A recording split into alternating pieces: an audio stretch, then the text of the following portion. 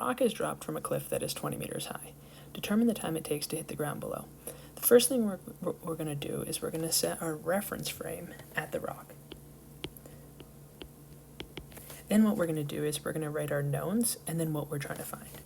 Our knowns are, we know our initial height is 0 meters because it's at the reference frame.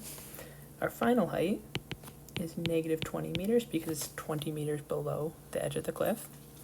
And then we know that our initial velocity in the y is 0 meters per second because it starts at rest. And we're trying to find t. Note that this is only in the y direction. So what we're going to do is we're going to go to our kinematic equations and look in the y equations and figure out which one we can use.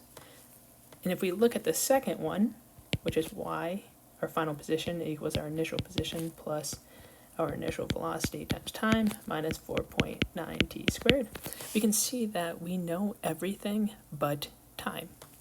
So let's plug in what we know, and we find that y naught goes to 0, vy naught goes to 0, and we just get y equals negative 4.9 t squared. So now what we can do is we can find and solve for t.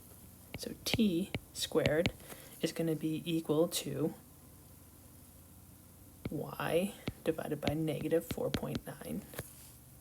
And then our t is equal to the square root of y over negative 4.9. And if we plug in our negative 20 over negative 4.9, we get a time of 2.02 seconds.